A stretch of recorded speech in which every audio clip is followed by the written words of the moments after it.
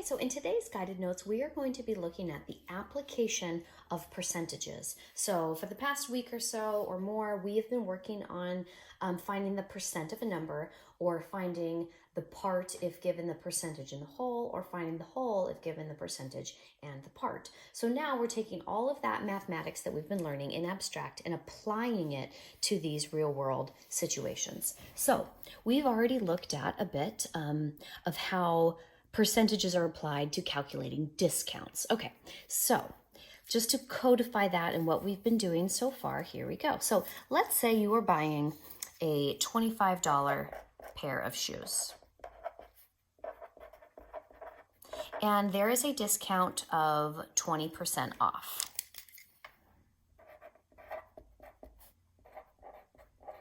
Okay, so just like we always do for our guided notes, make sure that you are writing what I'm writing and following along. Okay, so step one. What are you going to do first? You are going to multiply the full amount, so that 25, times the discounted percentage when you convert it to its equivalent decimal. So 20% becomes 0.2, and that will equal the discount. Oops. Okay, so 25 times 0.2, that is going to be a $5 discount. Step two, you are then going to subtract that starting price, that $25, minus your $5 discount, and that is going to equal your $20 of your new price. So we can say that it's the original minus the discount is going to equal the sale price. Okay, so in this case, that is going to be $20.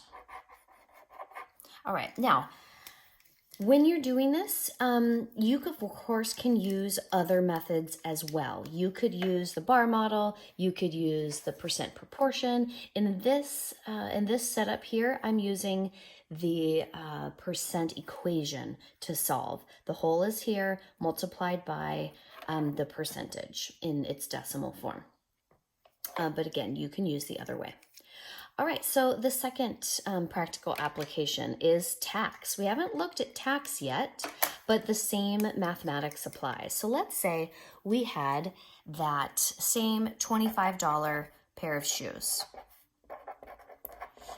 and we want to know what the sales tax is going to be. So how much in addition to those shoes the cost is going to be. Now, in California, the base sales tax rate is 7.25%, but then we additionally have different tax rates on top of that by county and municipality. So your sales tax range is usually 7.5%, but depending on where you are, it can be upwards of even 9, even 10%, depending on where you're buying stuff.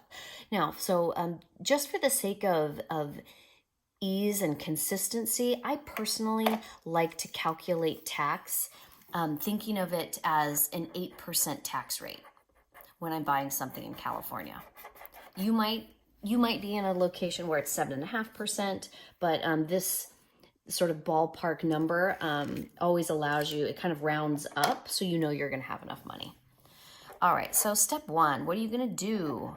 Again, you are going to multiply, and then you're going to do that base amount times that 8% tax rate. So you're going to do 8%, and you are going to convert it to be its equivalent decimal. So 8% turns into 0.08, and that, when I work that out, that is going to equal my tax amount in addition to the price. So that's going to be 25 times 0.08, that is going to be $2. So the next thing I do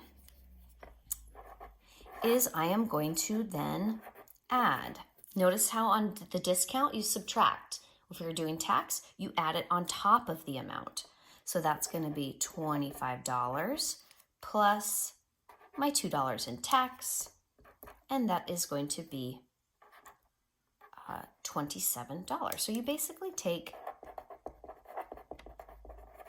the original price plus the tax, and that is going to give you, and they will say on your receipt, it'll say maybe amount due, or it'll say total. So that would be $27. All right, so in tomorrow's guided notes, we are going to be looking at how you calculate tip, and then what do you do when you have a combination of these various things. All right, if you have a question, sign up for office hours. I'd be happy to help you.